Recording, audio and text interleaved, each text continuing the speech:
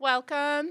Thank you for coming this evening, and thank you to our sponsor, Christie Digital, for sponsoring our education panels. This evening, yay! Also, thank you to the Art Center for having us here for all of our education panels. We truly appreciate their sponsorship in having us. This evening, Michael Libby will be directing your education panel, and I would like Michael Libby to come up and introduce his panel. I am Tricia Rodriguez from the Western Division, and I'd like just to say thank you for coming. Have a great evening.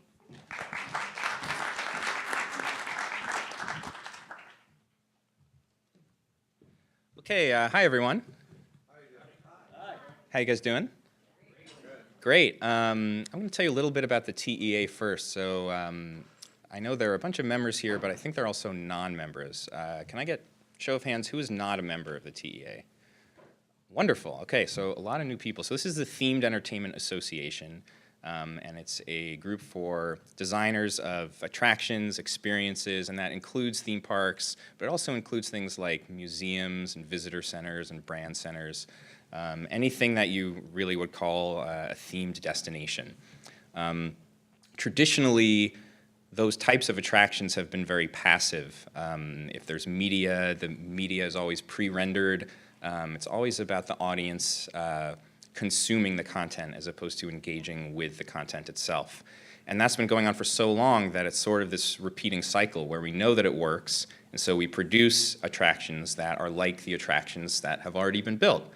But there are a lot of new technologies like VR and AR and game engines that are really changing the way these types of experiences can be created.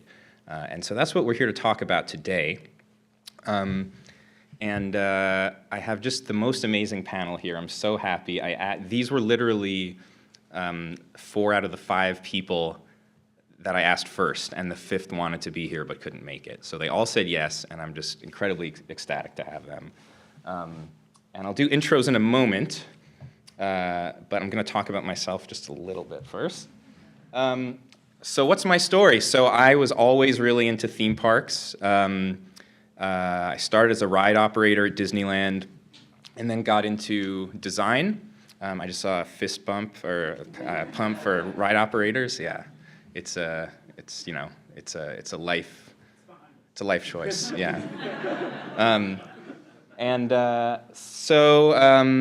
That experience was invaluable for me. I really learned a lot about operations and this other vocabulary that we need to learn, like throughput and egress and downtimes and code V for when a kid vomits, all these things.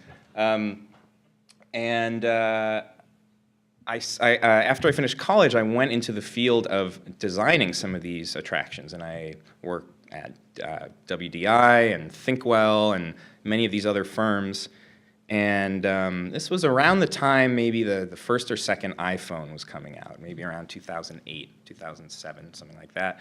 And everybody in this industry was really scared because they were building all of these super built environments that are really expensive. And guests were coming and just staring at their phones as they were walking through the queues. They were just glued to their phone and Facebook and texting, and now this is what everybody does all the time. But back then, it was very scary. And I was coming out of college with a creative writing major, and I kind of saw the writing on the wall with this quote-unquote interactive stuff. Clients were asking for experiences that were more interactive. Guests were expecting experiences that were more interactive. Guests at home had experiences that were more interactive.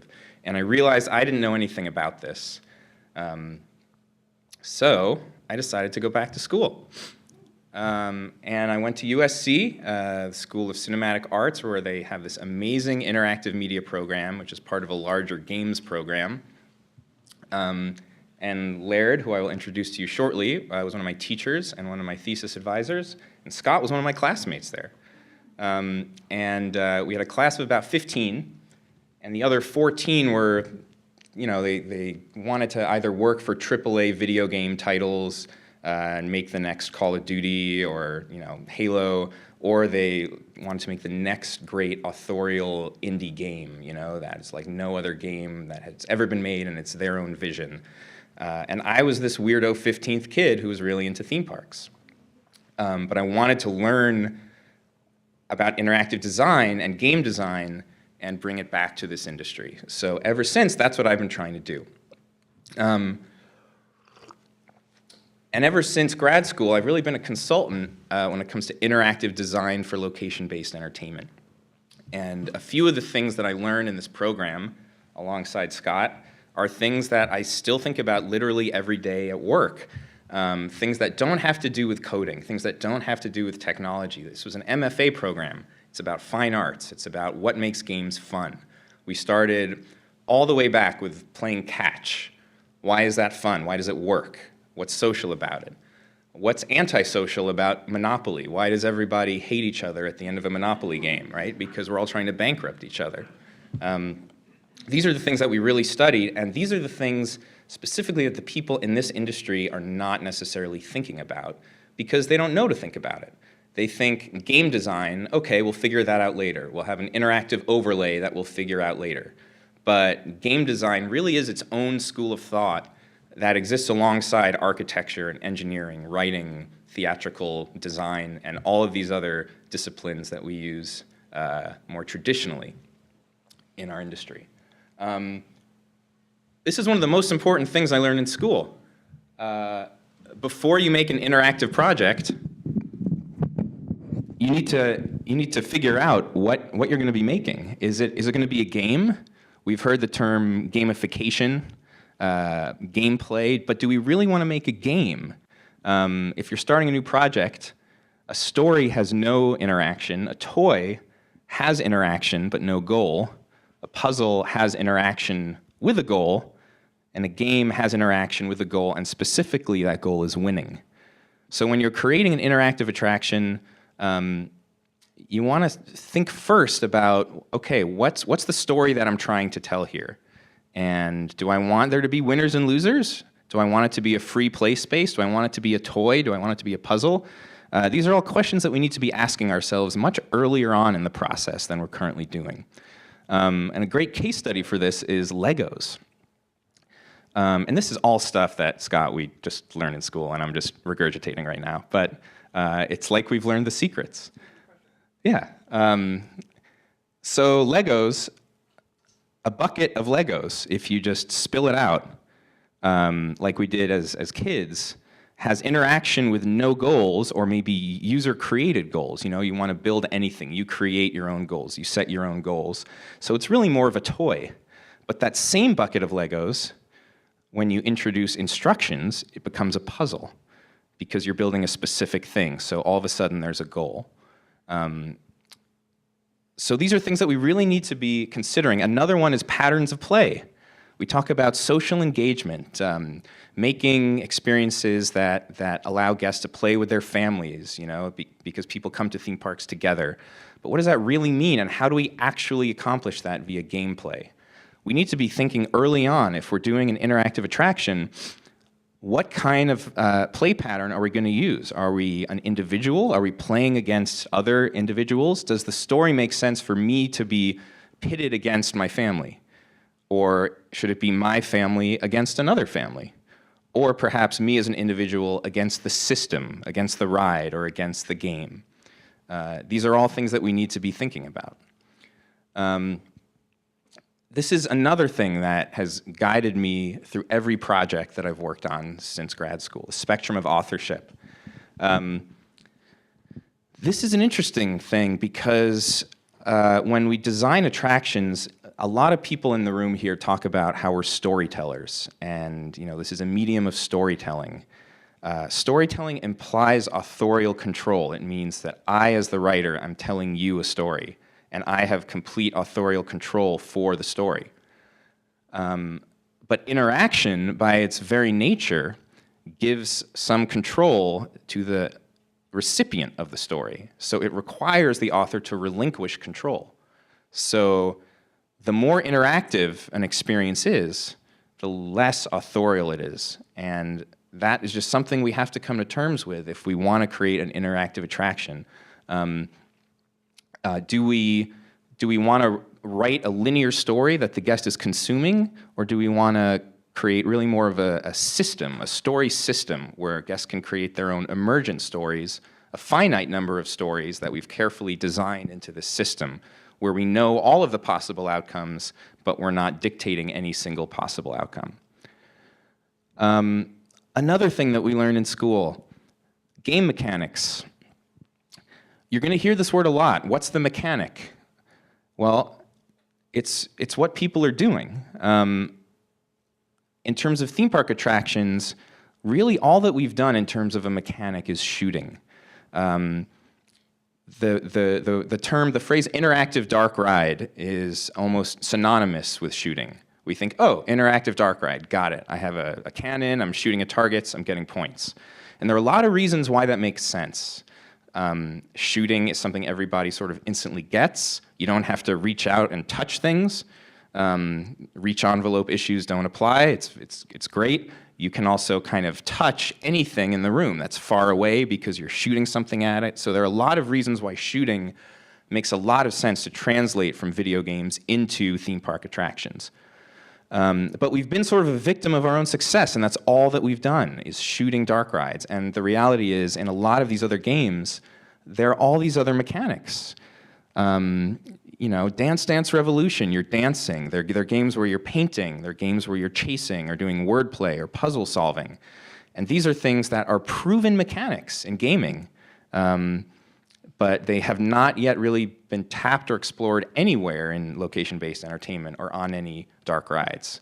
But again, this is about game design thinking, and attraction designers who don't understand that gaming is a genre and a school of thought don't realize that this is a design process and that these are the questions that you need to be asking yourself. Occasionally, you'll find a new mechanic. Like there aren't a ton of new types of games that come out. You know, you played SimCity 20 years ago. It's basically the same today because, you know, that was the first of its kind, but it kind of found this new mechanic. And that's a very rare thing. Occasionally it will happen. Two great recent examples are Portal, which is a shooter, but it's not really a shooter. It's a puzzle game where you're creating portals, one where you go in and the other where you come out. So you're not getting points, you're not killing opponents, you're actually trying to navigate the space by using the mechanics of a shooter. Another one is Threes, which was done by an alum from our program, Asher Vollmer. One guy made this game that was so pure and simple that it became a phenomenon, and it just felt like this mechanic was sort of always there. And even though the text is kind of obscured here, one of the things that I like to say is that a new mechanic almost feels like it's been discovered instead of invented. Like it was always there, we just had to find it. So in terms of interactive innovation for location-based entertainment, we have these golden mechanics like shooting. We get it, we know it, we've done it, we know that it works. But it's not that innovative anymore. You know, Toy Story Mania is over 10 years old now. We have proven mechanics from other mediums that are unproven in location-based entertainment. And then we have truly new mechanics that haven't even been invented yet. And they may be invented for video games, they may be invented for VR, they may be invented for console games, mobile games. They may even be invented for a dark ride or a location-based piece of entertainment. Another big thing that we learned in school is ludonarrative harmony. That's kind of a big phrase, but ludo means game, narrative means story, and we just want the story and the gameplay to make sense together. We want them to handshake together naturally. So, in other words, what we're doing by playing the game should narratively tie in to how we're doing it. One of the best examples of this that I've ever seen is not digital, it's a board game. It's called Meltdown. And this is a game that's meant to teach kids about climate change. That's the story. The mechanic is a board that actually goes into the freezer and freezes, and then you play as the board shrinks and melts. So you're learning about climate change while experiencing climate change. And the story naturally is handshaking with the mechanic. Now, the opposite is ludonarrative dissonance. And this is when those things are completely at odds with each other.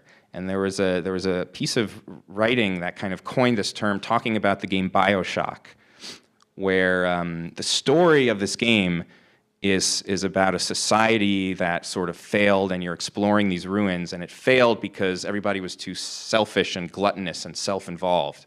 So that's sort of the lesson, the story. But the gameplay is all selfish gameplay. You're leveling yourself up, you're getting better weapons, better armor. So the things you're doing are directly in contrast to the story of the game. And when it comes to location-based, if immersion is what you're going for, this dissonance will pull you right out of the immersion. If you want to suspend your disbelief and immerse yourself and engage with the interactive content, you want to make sure you have that ludonarrative harmony. So those are some things that I learned in grad school. Like, I went to learn that stuff, I learned it, and it's been incredibly helpful. I've been an interactive consultant for LBE ever since. I've had a bunch of clients. I just spent a year as an experienced designer for the Star Wars Jedi Challenges augmented reality headset, which really was a location-based experience. The location was your living room, and we really had to sort of design a immersive environment using the affordances of your couch and your sofa and your TV, and that's kind of all we had to work with. And the last thing I did in grad school was I realized that game engines, which we'll talk about quite a bit, really are the future, not just for gaming, but as it relates to our industry, for pre-visualization. As these attractions are becoming more and more interactive, we need to pre-visualize not just the facility and the infrastructure and the impact, but also we need to pre-visualize the interaction itself. If we are shooting at targets on a ride, we need to pre-visualize that. We need to simulate that and see if it's actually fun, if the targets are placed in the right places, if the scoring works, if it's competitive, if it's balanced. These are not things we can simulate in traditional architectural software, so game engines are needed to actually pre-visualize interactive attractions. And that's the type of work that I've been doing most recently for dark rides, which have been my passion since I've been a ride operator, dark rides. So before we get to our panel, I mentioned that there is one person missing today, Brent Young, who was on the flyer, the announcement, and he is actually on location doing a shoot in Indonesia, but he recorded a message from us, for us earlier today. Good evening, everybody. This is going to be a fantastic event tonight. I'm sorry, Michael, I'm not there. Happy birthday. I'm coming to you here live from Indonesia. Michael, look, this was not an elaborate ruse to get out of speaking on the panel, and that picture I sent you was not a Photoshop head. We're having a great time out here in Indonesia. We've been shooting the new flying adventure film for Trans Studio, and have a wonderful evening. I look forward to watching the video on the TEA Connect website. Good night, everybody. So that's Brent. He couldn't be here, but sends his regards. With that, I'm going to introduce our panel.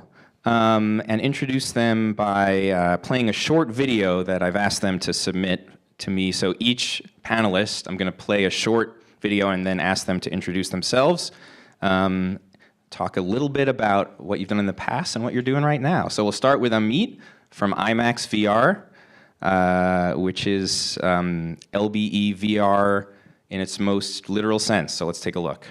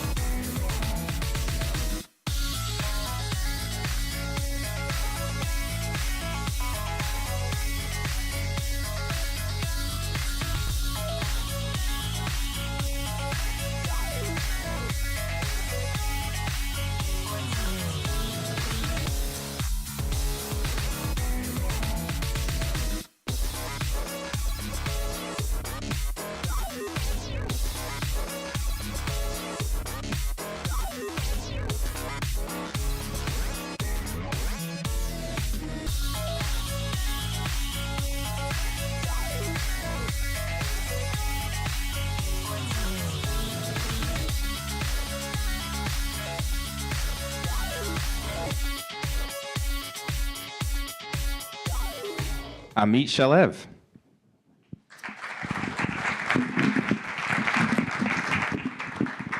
Thank you, Michael. So that is the representation of my current work at Imax VR. I'm the head of VR technology and design over there. That's only the most recent interactive adventure that I've been a part of. In the past, I have been a video game producer and software engineer in the games industry. I've also been a theme park designer and researcher. And originally, a long time ago, I started as a virtual reality researcher for the US Navy. So in terms of VR, I came from a background of doing medical simulation and military applications of VR, various things for training and sort of tactical battlefield representation, let's call it. And progressed from there. I was interested in storytelling, and so from that I got into CG effects at ILM briefly, and then I was at LucasArts for several years doing games. And from there, what I really wanted to do was I wanted to get back to VR and cutting-edge immersive storytelling. And so I ended up at Disney Imagineering in their R&D group, looking at how to make theme parks more interactive. And later on in my career, that came up again several years ago as part of a project that was designing a theme park in the Middle East that was meant to be a cutting-edge interactive theme park with attractions that had never been attempted before that were going to meld interactive mechanics, game mechanics, and traditional theme park dark ride design. When I realized that, the course of my work there, we were using VR as a prototyping tool, and I realized that the technology had gotten advanced enough where it was, you could now start creating in it as its own medium. You wouldn't just necessarily use it for enterprise applications. You could now use it as a medium of creative expression. And so I started looking around, seeing what companies were doing that, and I ended up at a studio called Weaver, and worked on several interesting experiments there in interactive cinematic VR and then CG-driven VR.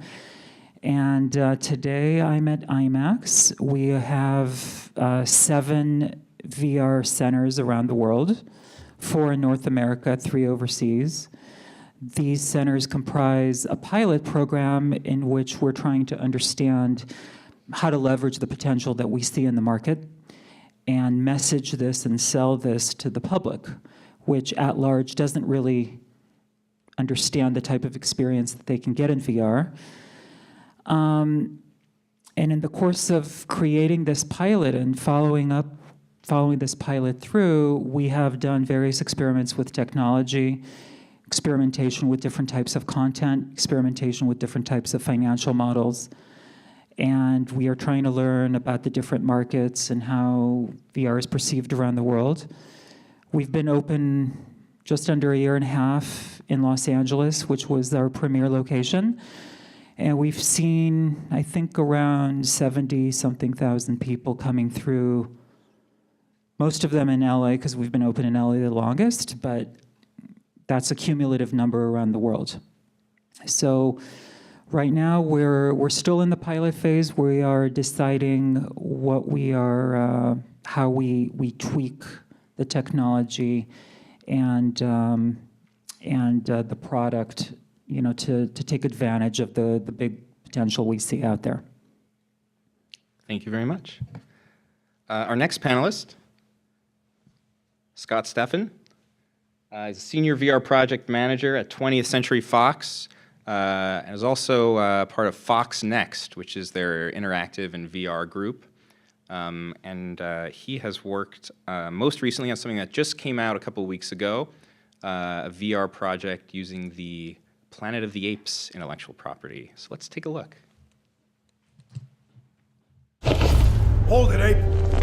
Update from the voice of the world. You look promising. Day 1000 and the simian flu shows no signs of abating. Shut up! Help us. The effort to capture apes and study their resistance to the virus continues. Infection rates across the region have remained constant.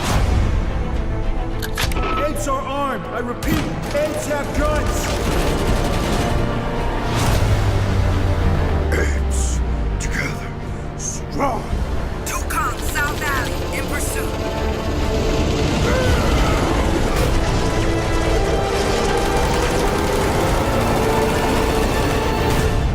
You are remarkable. Crisis on the Planet of the Apes VR. Available now. All right, so Scott, what's your story? Yeah, so I thought it was funny. Oh, thank you.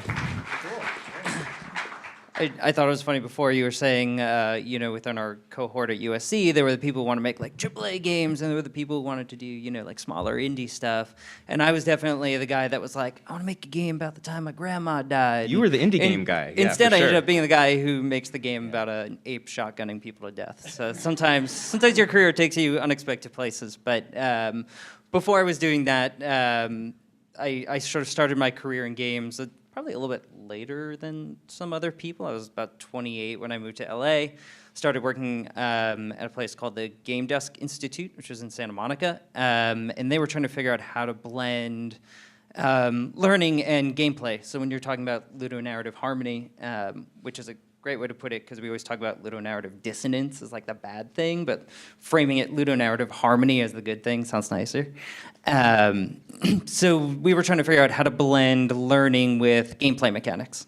So for example, we made a game called Arrow, in which you played as a seagull, trying to learn how to fly from your nest and go collect food and come back, but it was really teaching you about aerodynamics and how birds fly and how the basic principles of aerodynamics apply to the game as you're playing. So there's a fairly realistic flight model, and it also included a lot of California core standards learning. So it was supposed to replace parts of the actual curriculum, so you could use it in a classroom. So I worked there for a while. That was a real challenge to figure out how to make games that were fun and engaging enough that you would want to play them to actually learn, instead of just you play a game for 5 minutes and then you watch a cutscene about, Lyft, and it's like nobody wants to do that, right? So that was a real challenge. But out of that experience, I said, okay, well, I don't really want to go to, like a big AAA studio and make Call of Duty or something. What else can I be doing with my interest in games? And so I ended up at USC, where I met Laird and Mike, and kind of spent a couple years just sort of, it's a great experience because you have a lot of time to experiment and find out what's interesting to you. I happened to land right about in the time, I think, right at the beginning of my second year, the Oculus Rift, the first developer kits were shipping. I don't really remember how I got my hands on one. It probably involved begging you or snatching one from someone who had begged you or something like that. And it felt like VR was the thing where there was something new. I was like, oh, you can tell new stories. You can build new kinds of experiences. This isn't about holding a controller in your hands and just playing on a screen, which I do a lot of, but it wasn't the thing that I was interested in. So I was lucky enough to sort of land there at the right moment. And it's funny now, I mean, Amit has a much longer history in VR than I do, but when you go out now, and like when I was getting hired at Fox, and they were like, how long have you worked in VR? And it was like, 4 years. And it was like, that is 100% of the time that you could have the job experience for, right? So it's funny, I just sort of landed at the right moment. And as I was leaving USC, I went to work for a company called Weaver, where Amit was. Worked on a product called the Blue VR, which was shipped on the Gear VR. It was in underwater simulation. And was a real challenge because that was shipping hardware. It was a brand new concept. I think the hardware, the phone model changed 6 times in 3 months, and every time the requirements were different, so it was a whole thing.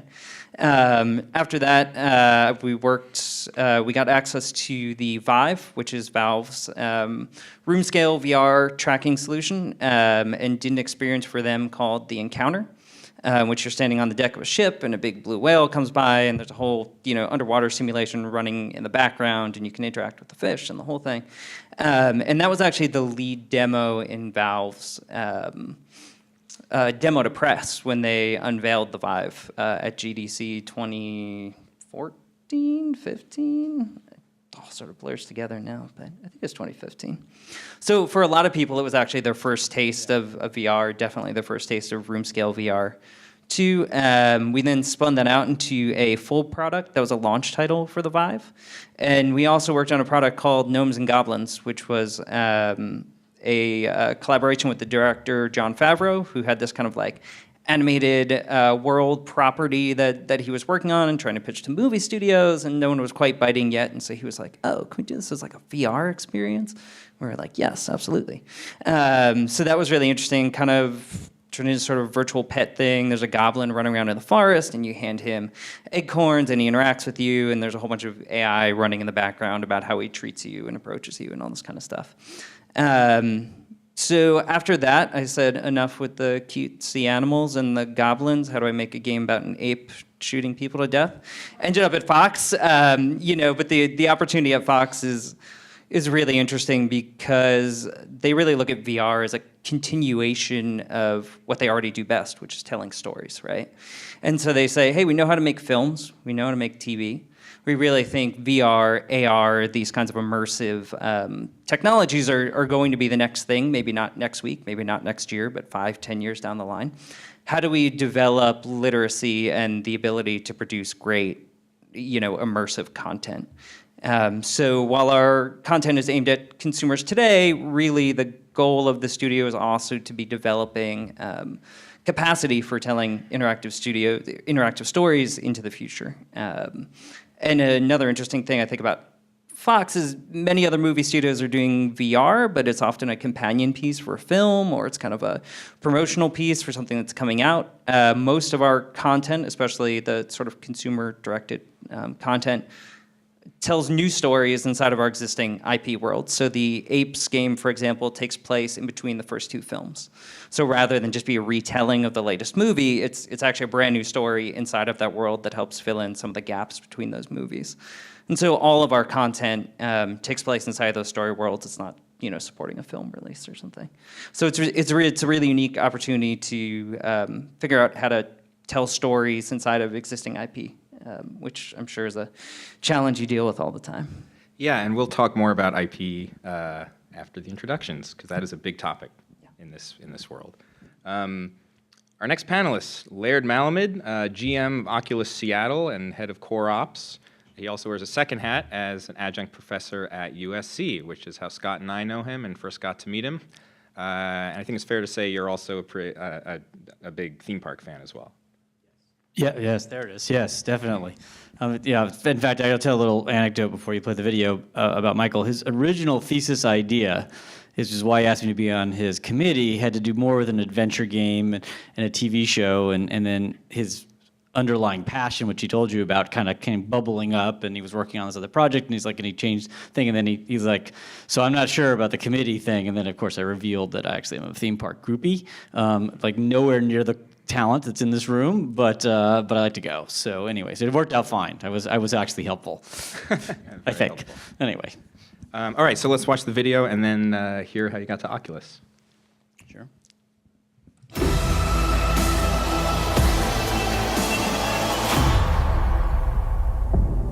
When you commit to a path, I guess you were on your own. Follow your dreams to a place, a space, the grace that takes you home. But let me tell you,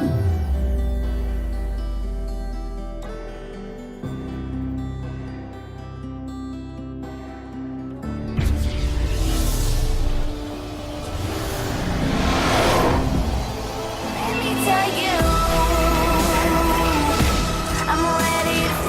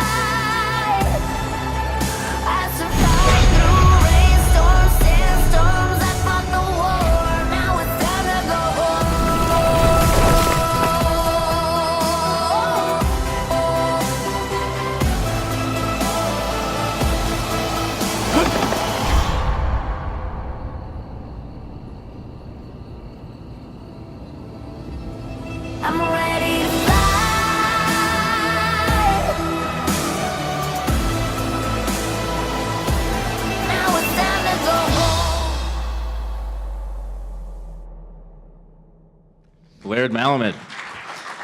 Well, thank you very much. It's the path to Oculus. It's similar to some of to my co-panelists here in some ways. For me, I hadn't worked in VR until I went there, but I had seen VR in the Media Lab at MIT in the 80s. Even in some rudimentary forms, I had a fellow student who ended up going to Apple afterwards that had done had 4 monitors around a chair, and you were sort of being driven through these desolate areas outside of Detroit. This is in the late 80s, and the automobile industry had collapsed. And it was one of the most moving things I'd ever seen, is to see these, and as many of these communities, frankly, today are still boarded up and empty and whatnot. And it was, I mean, when I say monitors, right, your mind's probably jumped to flat screens, right? No flat screens. These are like Sony 13-inch Trinitrons that are very big and deep, and you had to climb around to get into the chair that didn't move, and there was no steering wheel. But I had a fascination with it, which I think partly because also my video game love. Even though I went to study film at USC, which is what affiliated me with there, but quickly after working at Lucasfilm on the Young Indiana Jones Chronicles, which was an amazing first job in the industry, I went to Activision to make video games, which was my original passion. I'd made video games in high school, you know, in BASIC. They were not very good. They were very basic, see? But I got to work on things like Call of Duty and help bring that up, and I helped scale Guitar Hero from when we brought Red Octane in. I helped see Guitar Hero fall apart, which was really, really interesting lesson about when you're a slave to a controller that you don't want to change, you can't change the gameplay, and when you can't change the gameplay, you can't keep the franchise going. Also, we ran out of songs that had good guitar solos. That's actually true. Between us and Rock Band, I think we consumed them all. There's only about 10,000 of them. But after, I worked on a bunch of stuff at Oculus. That's what I got involved in, working on hardware and going to China. Didn't have to move there, but going to China a lot to see these things done. A game called Skylanders, which some of you may know, probably also know Disney Infinity, which were of similar timing, which is toys that you physically had interaction with in real space, which I love this concept. This is also why I loved Guitar Hero, is that we brought the experience out of the TV or out of the computer screen right into your lap. And there's a lot of theory around agency and what it means to what memories are laid down. So I sort of felt ready for VR when I got the phone call that they needed help getting the aforementioned Development Kit 1 done in China that they had promised people by Christmas and was definitely not going to be available by Christmas 2012. And I went down there and met with the folks, Brendan E. Reeb, who was the CEO, founding CEO, and he probably described what he needed. Here in my mind, I was like, oh, you need someone to go to China for a couple weeks and sort out your manufacturing problems. I can do that. That's cool. I'm a consultant now. This is really cool. I was already teaching at USC. I was consulting the Gates Foundation. I was busy. He described the job. I'm like, Brendan, you need a COO. He's like, yeah, that's kind of what I want. I'm like, I'm too busy. So anyway, good luck. Nice meeting you. And off I went on my merry way. And he said, great. Well, nice meeting you too. And a few months later, I was putting together a panel, an education panel at USC, and we wanted to have, or a conference, we wanted to have a VR panel because we thought VR at this point in 2013, or late 2012 actually, was going to have an impact in education. And even today, I run our education research group at Oculus.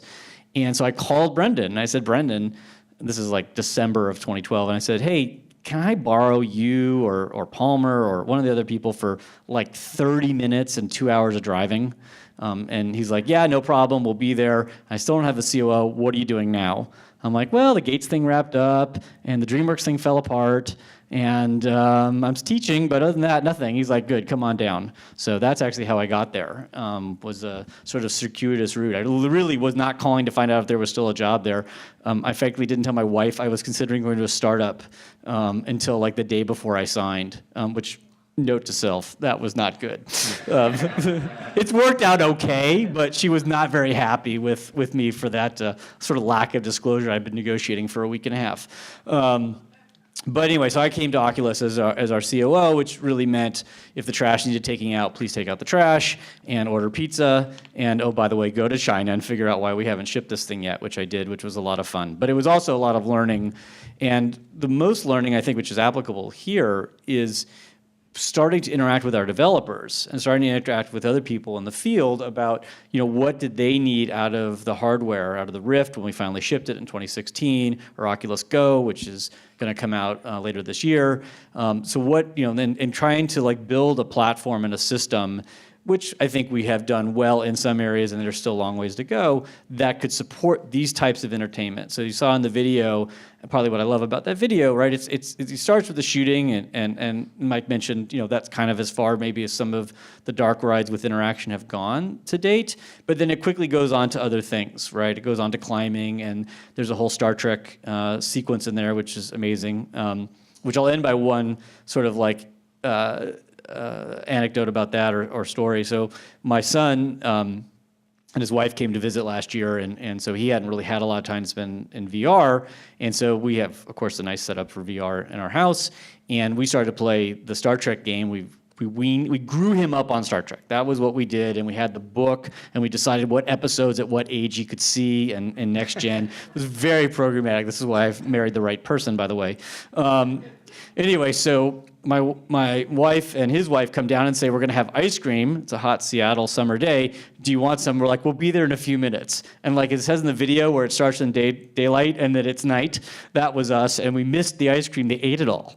So, and just not to fall into gender stereotypes, Rachel, his wife, when she got into VR, completely schooled me in Dead and Buried. So I don't want you to think it was just a guys versus a girls thing. She got into VR and kicked my butt. So anyway, it's been a great trip being at Oculus. Now I oversee a lot of our operations across all of our offices, but still very much in touch with our communities. And as I said, one of the things that I'm most passionate about is education. We've put 100 Rifts into California libraries, which has been an interesting experiment, and we now have a pilot program of that in Washington State libraries. And we're looking internationally as our next expansion of bringing VR out to Amit's original point. It's not a lot of people know it's there. And we're hoping that public access in libraries is one of the ways they can learn about it. Great, thank you. Thank you. And Laird, I'm hoping that you'll also at some point, as we get into the questions, talk really about outreach to content creators and developers and how you educate the content makers on, using your hardware to its fullest, to make great experiences. And then I can talk about the whole USC thing too. So we got tons. Oh yeah. Okay, so our next panelist and last panelist is Larry Ahern. Larry is a senior story editor at Walt Disney Imagineering. The thing I want to point out about Larry is we've just heard from 3 panelists who really work primarily in VR. Larry does not work in VR, and this is not a panel about VR. This is a panel about interactivity, which is a larger category that often includes VR and sometimes does not include VR. Larry has a history in games. He started at LucasArts and actually was the co-director of one of my favorite games of all time, The Curse of Monkey Island. I can't believe I got to work with him many years later. It was quite the honor. And now he's working at Disney. And he is also a writer. Even though he's also an artist, he doesn't like to talk about his artwork as much, but he's primarily a writer and really approaches projects with that interactive narrative designer mindset. So he's done a lot of work in-park interactivity that does not include screens, does not include headsets, and let's see a little bit of the work that he's done for the Disney parks.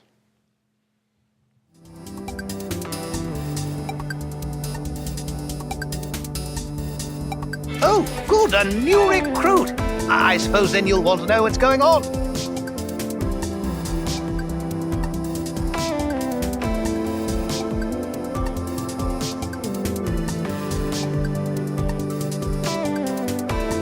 I'll meet up with you at one of the training portals and teach you how to cast a spell.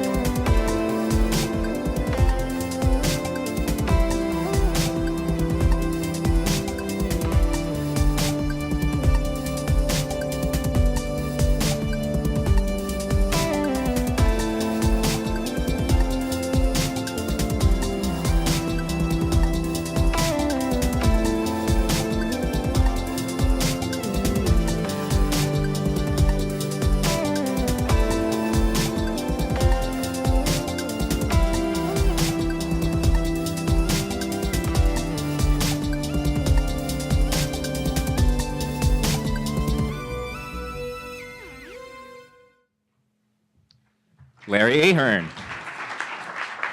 Thanks. So like a lot of people on the panel here, I came from video games, and like Mike said, my background has always been, I was always a cartoonist growing up, so it's a combination of visual and story. So I've done a little of both in the game side. I was at LucasArts for about 10 years, and unlike a lot of the other people on the panel, I was not a shooter game maker. So it's an interesting perspective, but I think it applies pretty well to a lot of the kinds of projects I've made at Disney. Everything's been story-based. So back in the 90s, a genre of games that was pretty popular, is not so much today, is the adventure game genre. And unlike its name, it's actually more a story-based puzzle game type of. The way I describe it to people that aren't game players is it's a little bit like an interactive animated film. We did a lot of that kind of thing. So you're creating storylines, and in trying to keep the ludonarrative dissonance out of the way, it's how do you set up puzzles that are where the conflicts are what the characters are facing in the story. So that's kind of my training and the background that I bring to things. And so I was there for about 10 years. I was at Microsoft for about 5 years, and then decided I wanted to go make my own game, and that was really hard. It was fun, I did it, but about the same time, Jonathan Ackley, who was a friend of mine that I'd worked with at Lucas on the Curse of Monkey Island, ended up at Imagineering in the R&D group, and he said, well, what if we tried to make an adventure game in the park? So instead of walking around a virtual space, you're going to walk around the park, and how do we add puzzles or activities to that kind of environment? And so he hired me to work on that. We did the first version of Agent P's World Showcase Adventure was actually a Kim Possible game. And we put that together. And the core concept of that in terms of the mechanic was literally, let's give the guests a remote control for the park. And that was like the bottom line. Like, don't make it complicated in terms of puzzles or activities or things that you can mess up. Just literally give them a button that they can trigger something cool in the park. And then the rest is sort of scavenger hunt. So you get some a story set up for something. A villain is trying to take over the France pavilion, and how do you stop him? Find a secret hideout, disable his doomsday weapon, and you end up going and following clues and finding these different locations and putting in the code, and then you see something light up or an animatronic talks to you and gives you a clue and that kind of thing. But it's a lot of the same structure that we did for the adventure games, and it was a lot of fun. We realized that I think the combination of narrative and mechanic, there's a critical balance on that, because I've worked on a few projects where we thought, well, you don't want to get too story heavy with this. Why don't we dial that back and just kind of have the activity going? And some of those weren't as successful because you kind of get to a certain point where if you don't have enough context, you start to lose interest. You get too much story, and then people are kind of like, yeah, and you saw some of those games had maps, and we delivered story in different ways. It's not always technology-based. Sometimes we had characters talking to you on the phone, so you could get some animation there and some characters speaking. But trying to figure out that balance between how much information do I need to figure out what to do, how much narrative do I give the guests to keep them engaged, and then what kind of hands-on activity can they do. So my current job now, I'm actually in the writing department. I work on some rides, but a lot of the interactive stuff I've done has been more this walk-around kind of experience. The thing that's great about that is it's a long-form storytelling. Guests can get their hands on it. They can stop in the middle of a mission if they want, so you can go at your own pace. But if you're into it, you can spend all day playing some of these things. Like Sorcerers of the Magic Kingdom, which you saw up there, it's a turn-based magic spell card game. So you're basically battling the villains using the different cards. And that's like 8 hours if you want to do every mission back to back. It's got 90 minutes of original animated content. So, you can look at an interactive that way, or it can be a 3-minute dark ride. There's different ways that you can tune your interactivity, but for me, I always approach it from the perspective of narrative designer. And for a lot of you folks that are not familiar maybe with the different game design disciplines, there's a lot of hybridization that happens out there. So story with design, or environment design or level designing is a little bit about how do you make an interesting place to visit within the context of the game mechanics. You know, it's got to look good, but I got to make sure there are places that the character can jump to and 10 different paths through the space. Or a systems designer that's going to figure out balancing how you power up your character and the different abilities they have. So a lot of those things seem to apply to theme park work, I've found. I kind of approach it from the narrative design perspective, but there's a lot of exciting ways to do that. Awesome. All right. Well, that is our panel, folks. Some real heavy hitters here, and I'm very excited to have them all. I have some questions that I've prepared. So we're going to go through those and then open it up for some Q&A, because I'm sure you folks have questions as well, and I want to make sure we have time for that. So again, this panel is in the context of the TEA. Companies that make, design, and create and produce immersive experiences and attractions. So here's a hypothetical. You have a client and they're asking for an interactive experience. They come to you, they say, we have money, we have land, we want something that's interactive. What's the right way for a content creator to ensure that whatever is made is fun and is good and a great guest experience? What's the right way to address that direct request from a client of, we want something interactive, we don't really know what it is, but can you help us? All right, I'm jumping in here. You know, this is actually an interesting question for us, because part of our business model is, okay, we're going to make these games, we're going to sell them to consumers on PlayStation Network, on Oculus, on Steam, but the second half of that equation is actually like, oh, and then we're going to go and we're going to send these out to LBE arcades, where a completely different kind of person is going to be playing these games, right?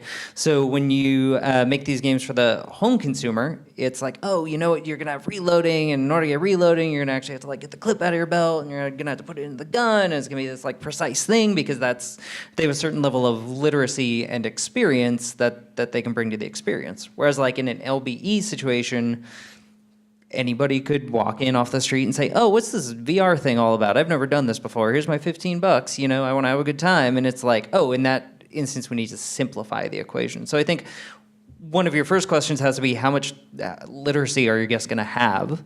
And I think an interesting thing is, you know, you were talking about when you were coming out of USC the first time, and it was like, oh, smartphones are becoming big. You know, what does that mean?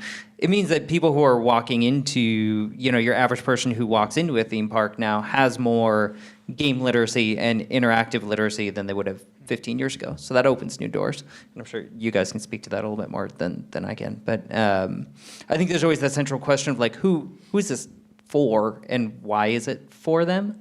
Because there's when we were making Gnomes and Goblins, for example, it was like, this is for everyone, and it's not for everyone because it's you know, cute and no one's getting blown up in it. It's for everyone because we believe that like the emotional journey at the core of this experience is a kind of 4-quad universal experience, right? Another valid answer would be it's for everyone because it's just really easy to use.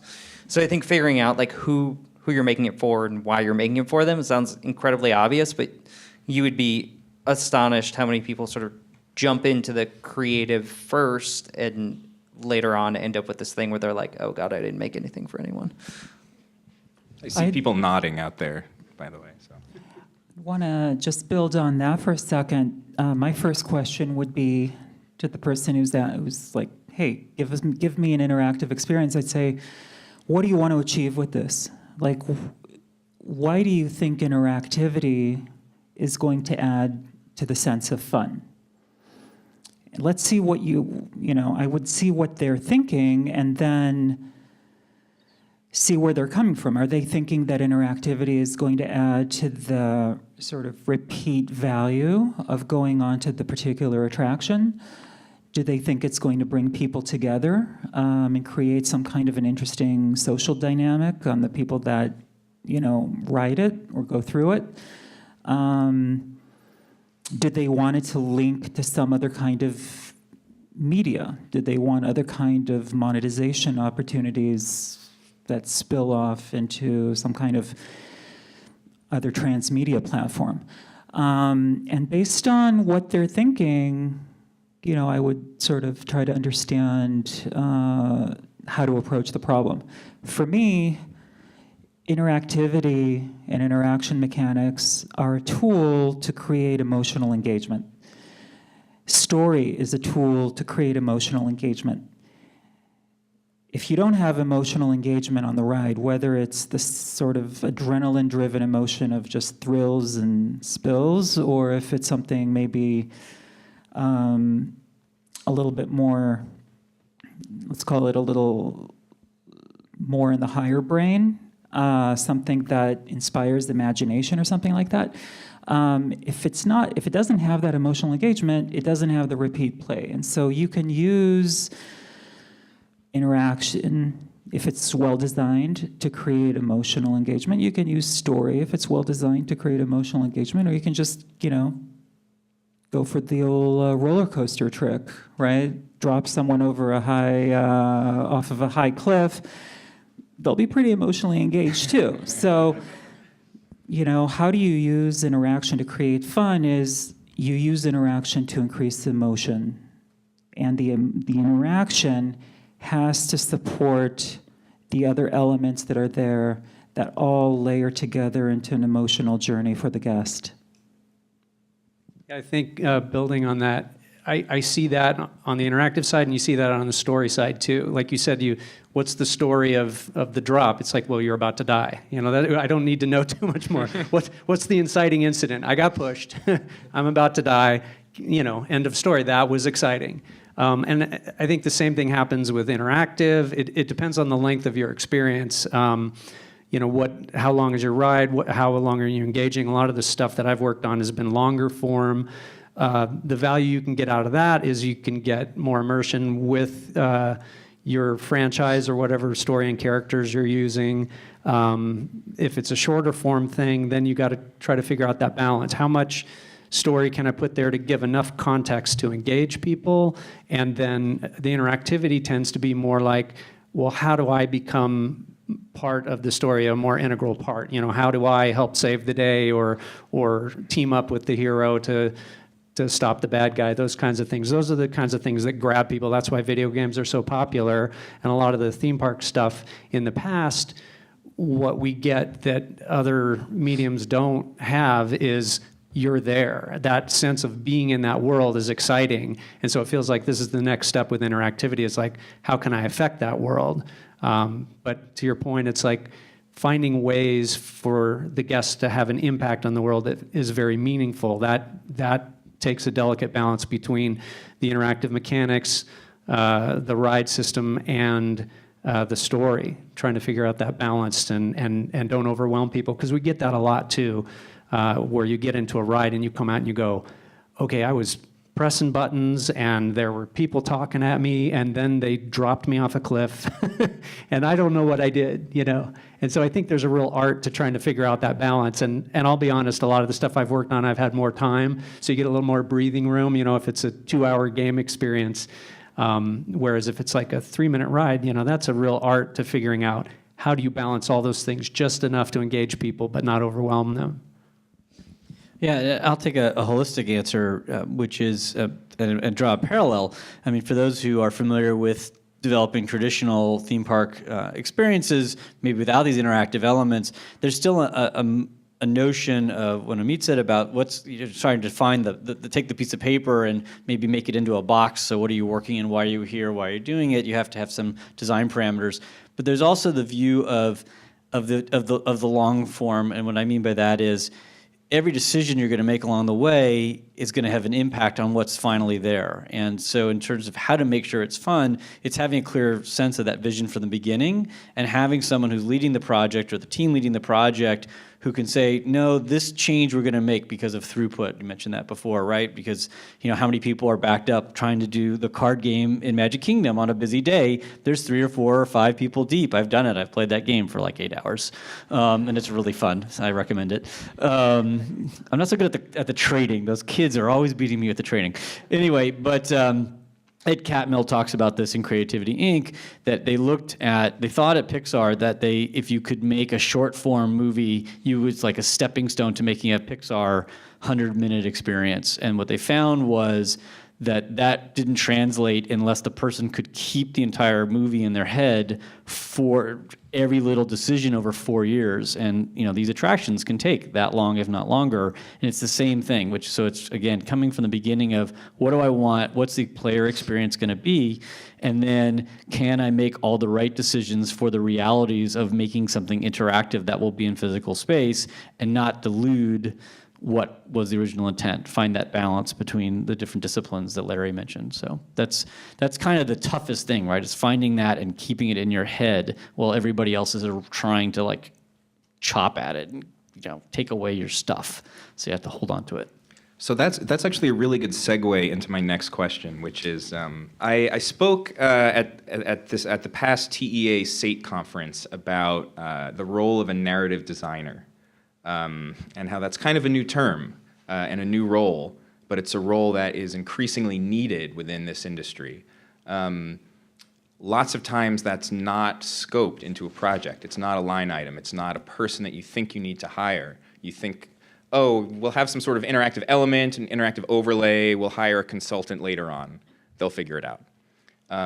So the question is, first of all, what's the role of a narrative designer, and at what point in the process should you bring a narrative designer on board? I mean, this is kind of a loaded question. At the very beginning, but, yeah. I'll speak to that because that's kind of my job description. But and like I said, it's a hybrid kind of role. And I know in the themed entertainment industry, we tend to wear a lot of hats anyway. But it can get dangerous if you end up having these different silos of activities that people are doing, and then you try to mash them together at the end. So the idea being, if you can get people that are wearing multiple hats, so you are looking at how does the interactive blend with the story, because the ludonarrative dissonance that we all love, the catchphrase of the night, is, when I first started in video games, the early days, a lot of what you would get is they'd show a little movie of some, your story of the hero rescuing the princess from the tower or whatever, and you got to get past the guard at the gate, and I'm gonna go up there, and how do I get past him? I'm going to stop and play Chinese checkers against him. And you're like, okay, because that's the mechanic they have. So that's failure of the narrative designer. It's like you needed the person in there that could help you structure a interactive challenge or conflict that is in sync with what the story challenge is. So, whether it's puzzles and you're figuring out, okay, how am I going to climb over the fence and get around the guy, or is that a physical platformer, jumping, flipping kind of activity. There's different mechanics that you might have in your game, but it's all got to be about how do I solve this problem that is part of the story. And we run into that with interactives on rides and attractions the same way. It's like you want to make sure that the activity that guests are participating in actually relates to what your story is.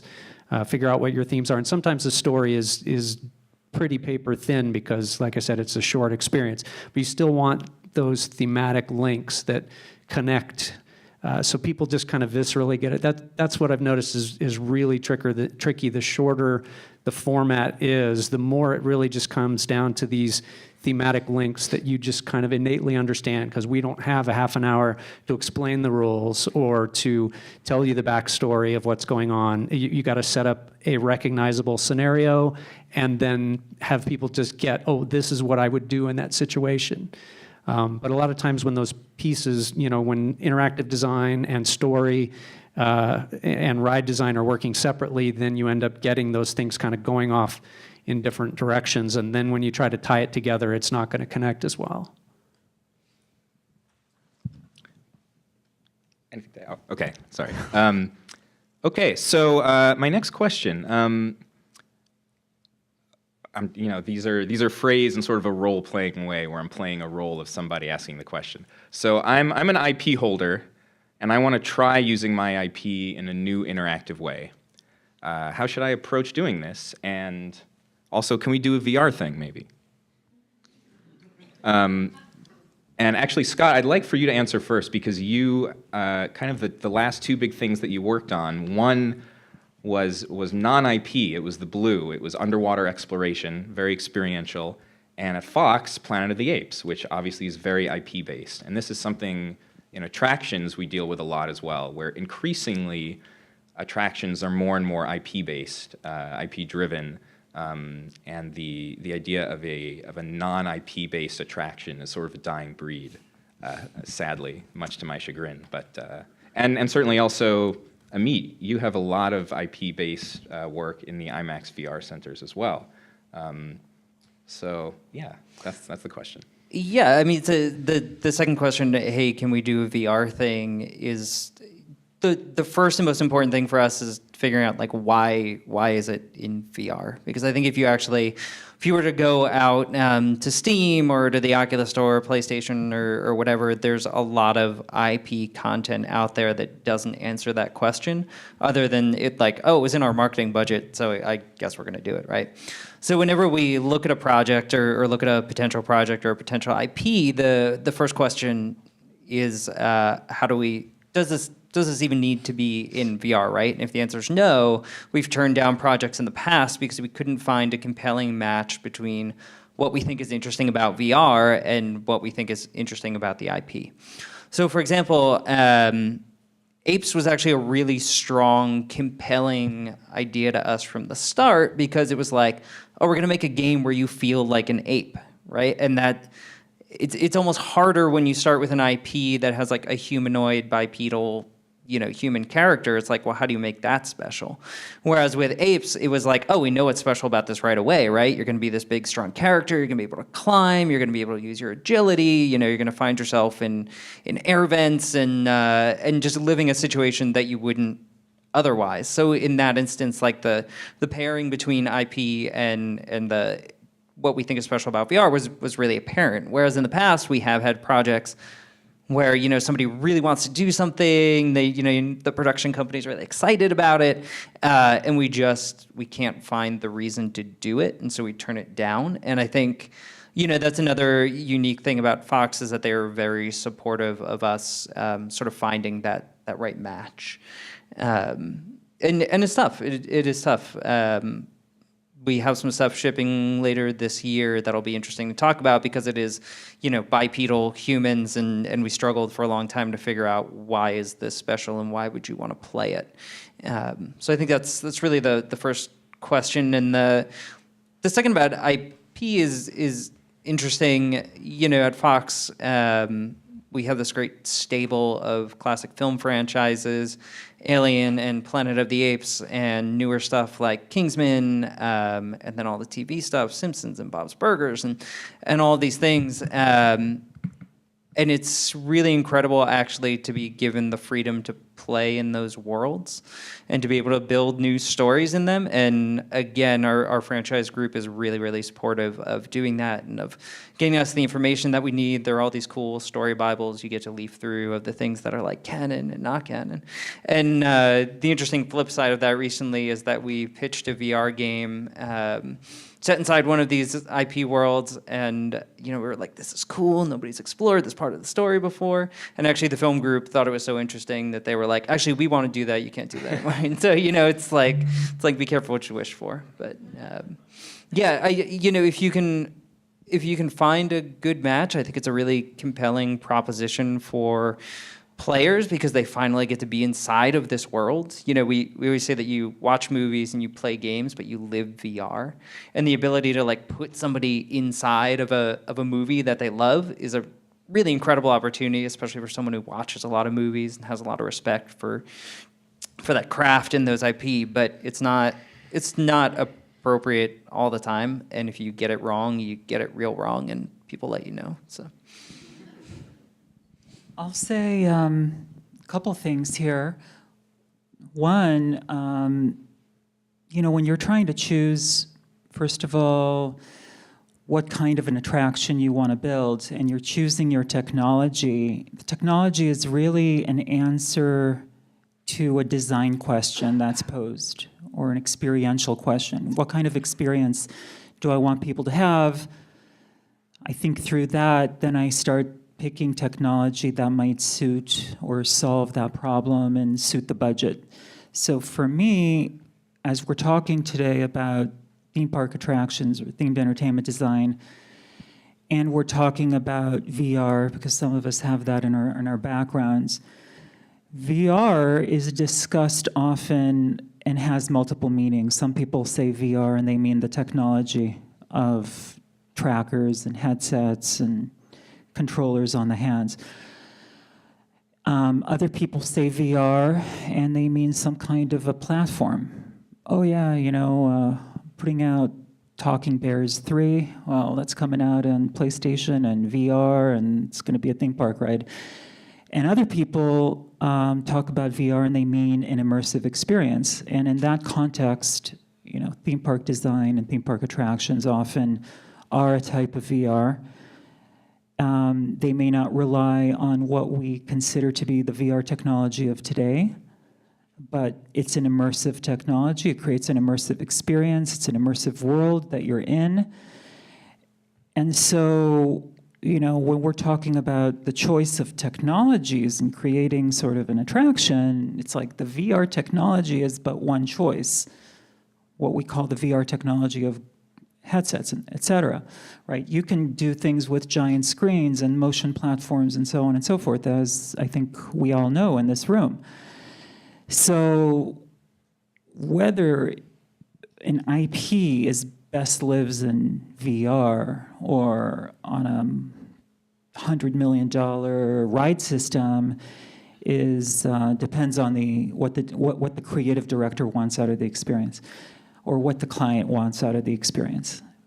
One of the things that brought me back to VR from themed entertainment design was realizing, as we saw so beautifully, I think, in the Oculus trailer earlier, you can really hit probably 60 to 70% of the thrills, in many cases of an experiential sort of thrill that normally you'd need, $100 million to build out in the theme park. You can hit that in VR for a tenth of the budget.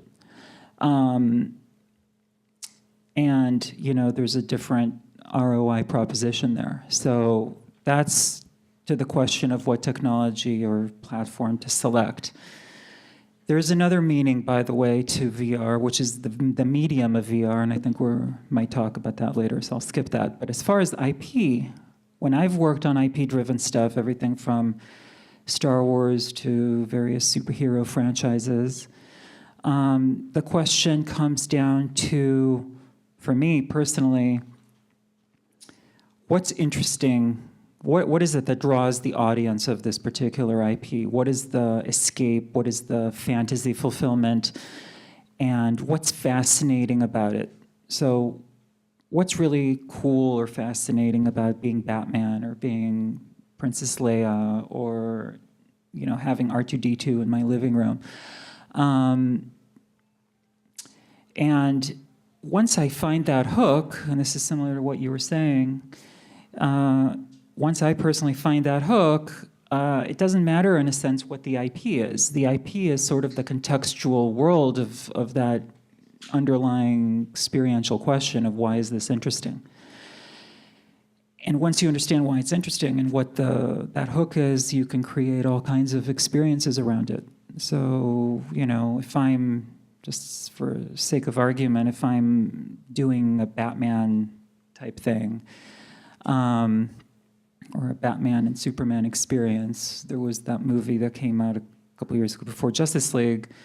What's interesting about that is these two characters and what do you have to be really internally? What kind of steel do you have to be made out of to be one of these demigods, right, that are facing off against one another? And how do I take you, the audience, the guest or the participant in the experience, how do I put you in their boots? What's the best way to do that? Is it, maybe it's putting you in front of a mirror and having you put on the Batman suit, right? There was a Batman VR experience that part of it was putting on the belt and the gloves and the cape and the mask and all of that. And it's like, wow, I'm looking in the mirror and cool. I'm in it, right? I'm embodying it. There's other Batman experiences where you're zipping around the city on all kinds of grappling hooks and zip lines, and that's a different aspect to the thrill. So it comes down to figuring out what that hook is that you want to latch into the person's imagination. I would also say too, it's funny that I'm sitting here in front of so many theme park people, because when we did the Gear VR version of the Blue, originally you could swim all around the ocean anywhere you wanted, and there was a swimming mechanic, and we were like, oh yeah, the freedom to be in the ocean. And then when we play tested it, people were like, this is boring, I don't know where to go, the swimming's too slow. And so we literally said, oh, we're gonna make it a dark ride, and it became like a guided tour, which made things easier on us, but also made people happier, right? So there's also that question of I'm the best advice I've ever gotten in my life, and I hear it in my head 1,000 times a day, and people are so tired of me repeating it, is the game designer Sid Meier, who did Civilization, Alpha Centauri, and is a legend. He always says that designers should ask themselves, who's having fun here? Because as a designer, it's really easy to invent mechanics and to invent things in your game, especially when you're working with IP. You're like, oh, it's Spider-Man, you should be able to swing around. You may invent these mechanics and they're no fun for your player. So it's like, who's having fun here? Are you the designer having fun, or is your player having fun? Because it's real easy to get lost, especially in VR, which is such a fertile field that doesn't have as many sort of established canonical mechanics and ways of building games. And I think, especially with IP stuff, there's a lot of opportunities to go down a blind alleyway, because it's like, oh, I saw it in the movie, so I should put it in the game. And it turns out it's not what people want sometimes. That's kind of to, oh, sorry. I was going to say real quick, that's kind of to my point about story context. You want to give the player or guest enough context to get a sense of what you want to do. I always think that the key to a good game design is the player should always know what to do, they just don't know how to do it. So, and then you give them a lot of options that seem like, I'm going to try this, I'm going to try that. So the whole ocean is too much. I don't know where to go or what to do or what my goals are. But if you can give them just enough that they understand the goal, and same with a theme park ride, attraction, anything like that. It's like, what am I trying to make happen? What's that story context? It can just be one simple line, but then it kind of opens up. I understand I have the power to do X, and the bad guy did Y, and I got to stop him somehow. Let me use X to stop Y, and then they're off to the races. Yeah, and I would say the last thing on this area is, in terms of an IP, I'm assuming that probably the interest would be a family-friendly IP. Most of the things that we build typically are. Just watch a couple kids playing in that universe. Like, that's like the first place to start, and see what they're doing. So when building it for the interactivity part, so it's like, if what they do is like pretend to swing around the city because they're Spider-Man, then that somehow should be represented. They're usually because they're just going to make it up, and they don't care that there's no rules and that they don't have webs in their mind. They're swinging, and so if you can match that sort of joy as a child, I guarantee you it plays for adults. Wonderful. So my next question, and this is an important one. What are game engines? And what do they do? And what can they create, and what new types of experiences do they allow? This is something a lot of attraction producers are very used to, a pipeline that includes pre-rendered media and more traditional filmmaking in their media-based attractions. But game engines are here, and they're coming, and they're really changing the types of things that we can create. So can one of you just explain to me what the heck a game engine is, please? I will explain what a game engine is. It's a programming environment that is optimized to create real-time rendered spaces that you can then interact within. You can see a couple logos up there for Unity and Unreal that are sort of the two most famous ones, but there's actually a whole plethora of them, and Electronic Arts and Activision have like their own game engines that they've built in-house. And so it's really a series of tools that will probably be familiar, a 3D rendering pipeline so that you can create and build and texture these digital models. And then they have packages like to interact with a controller or play audio in 360 degrees if necessary and whatnot. So it is really a toolkit. I mean, it's, I guess, an equivalent if you really haven't heard any of these things and are wondering. I mean, maybe the Adobe suite of tools to some extent, because they all, you can move an Illustrator file to Photoshop to After Effects, and you can build sort of a digital pipeline that way. So is that the kind of answer you're looking for? I mean, it's absolutely, yeah. And it's also worth noting that game engines are what you use to build VR content, but they are also what they use to build non-VR interactive content. Just on the simplest level, when you look at some of those things we did with the maps and whatever in the park, it's just tracking, it's a state engine tracking what you've done. You trigger a button, you interact with something, it just gives you the information so that then the game engine can point you in one of multiple directions that you've designed for and know what content to feed you, whether that's on a screen or just in terms of things that are triggered in the park. It lets you do branching, lets the guests be involved interactively in what's happening and make choices that actually they can see the impacts of. I'm also reminded here, I'm going to paraphrase Homer Simpson and say that game engines are the cause of and the solution to all of life's problems. I have not heard that, but that's great. Sid Meier and Homer Simpson were the two quotes so far. I think Homer was talking about beer in that quote, but it feels that way with game engines too. Okay, so Amit, this is the question that you stopped yourself from answering earlier, and here it is. So I'm assuming the role of somebody in the audience now. I'm hearing a lot that VR is a new medium. What does that mean exactly, for it to be truly a new medium? Well, so let me start by saying what it isn't, because some people, come at it with certain preconceived notions. So to me, at any rate, it is not filmmaking, but more immersive. It's not just another type of storytelling. It is not games, but better somehow.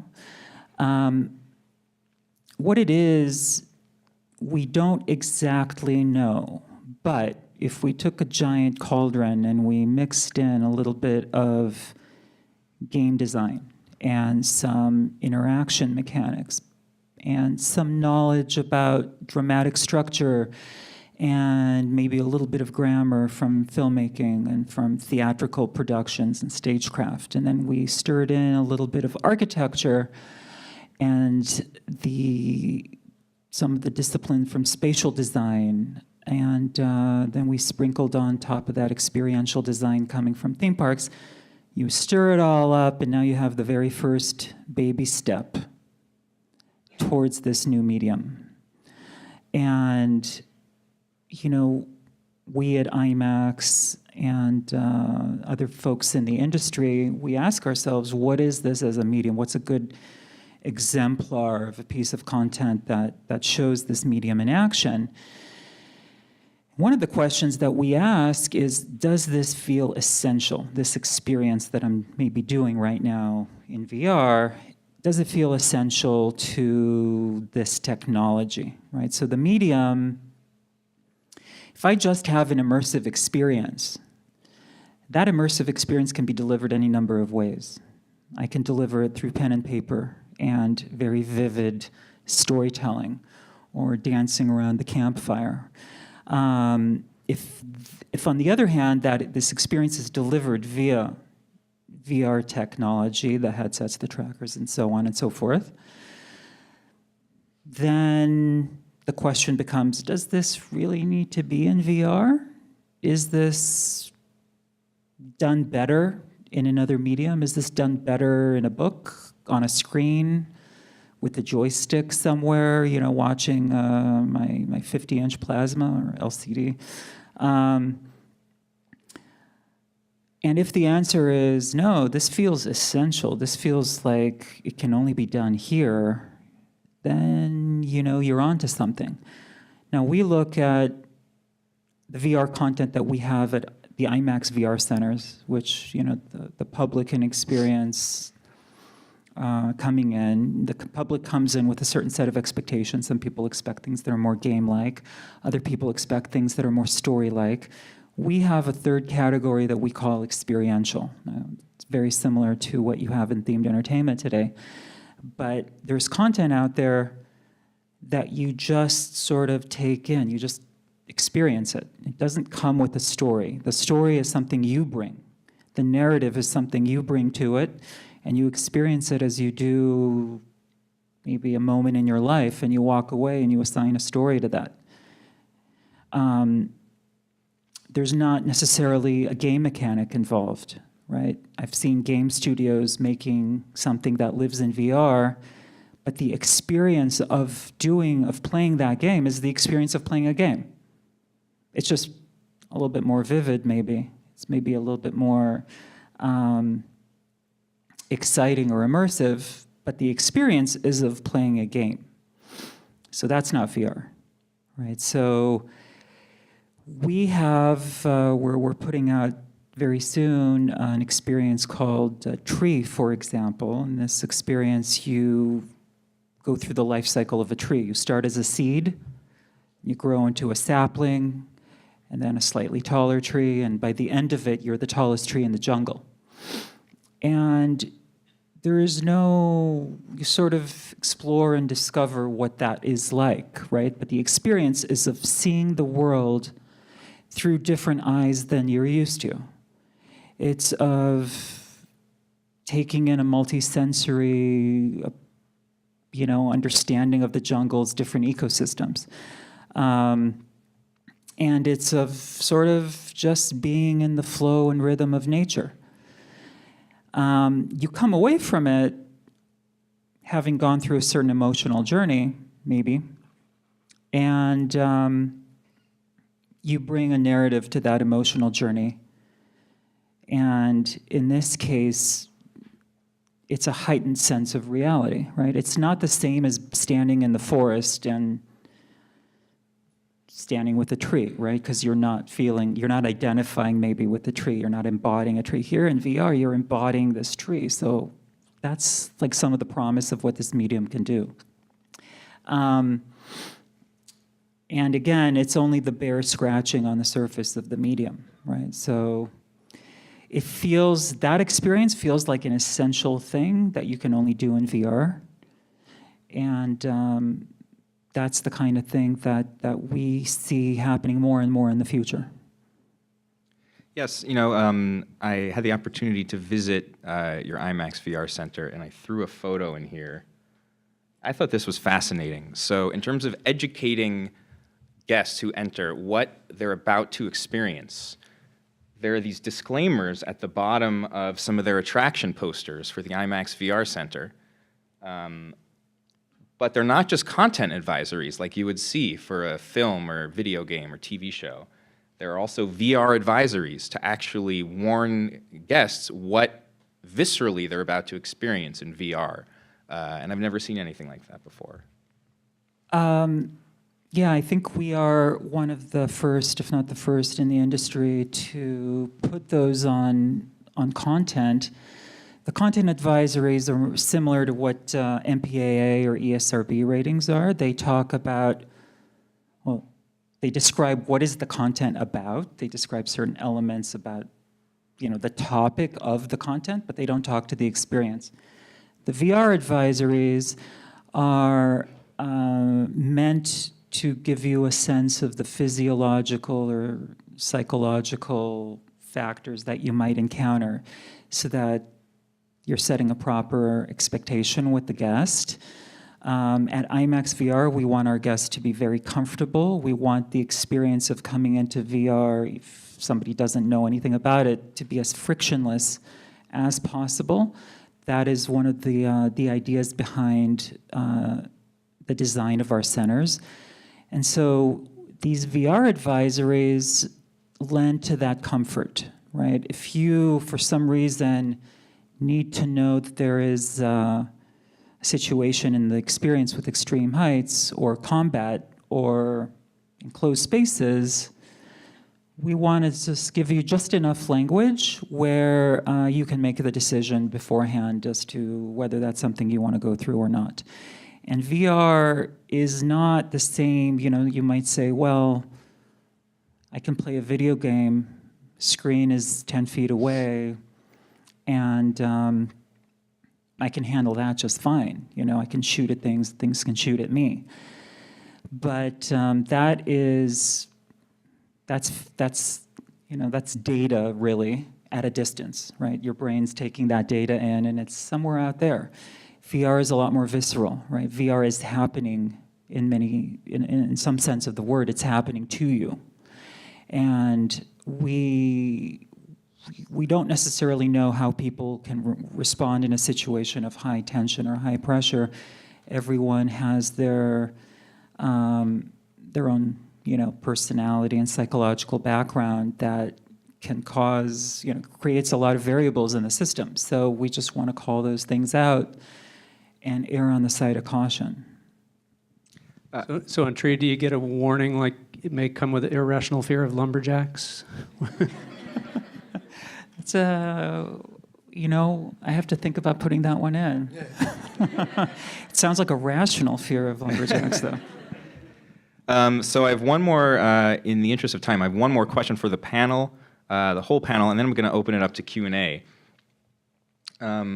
People enjoy location-based entertainment because of the social aspect. So how can I, as a designer, ensure that an interactive experience I'm creating for guests is a social one? It's interesting. A lot of the park-based overlays that we did, we actually toyed around with, to your point of the lines that you get for the magic portals. A lot of those that were structured with those kind of interaction points, we set it up so that there would be a multiplayer version, assuming that if you show up with a couple of other people, then we change the narrative, and that's one of the nice things from a game engine. You can just track that. You can try to send people to different locations that are less crowded, but if you end up somewhere where there's several people there, we just flipped a switch and said, okay, it's going to take all X of you working together to stop the villain or do whatever. And in that particular case, we actually found out that everybody was stomping their feet and really upset with that. It was like, no, I want to press the button and do the thing. Even if it meant I'm going to stand behind the kid in front of me and watch what happens when he does it and have everything spoiled, I still want to step up next and press the button.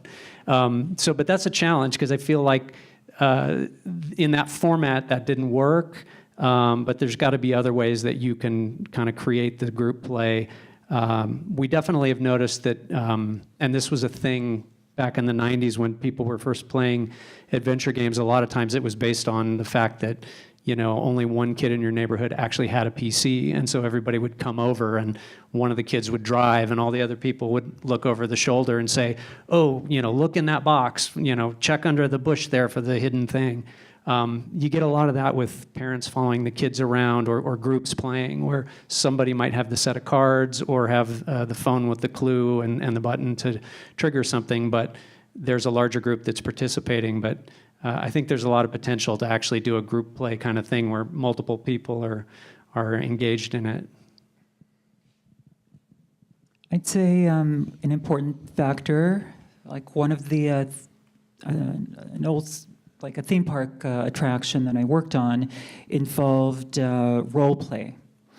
And so depending on the role that you were assigned in the story, you'd get different bits of story unfolding. And part of the mechanic was to share those bits of story with others to encourage sort of the composition, the gradual composition of a greater narrative tapestry as you move through the attraction. And so, if I never had the full story myself, so it encouraged me to go and talk to others and to play my role in the discovery of other little bits of story that sent me around this attraction, almost like a scavenger hunt. And others were similarly encouraged to come and talk to strangers to find out what their stories were. And they didn't have to be embarrassed, or social or self-conscious if they were talking to people they didn't know, because they were playing a character. In a sense, they weren't themselves. And we found that in our testing, that opened people up to sort of be more socially, less socially guarded. And that was an interesting mechanic to play with. In the VR world, VR is sometimes seen as an isolating experience because, for all, when you're seeing it, oh my God, this person is blocked off from the real world.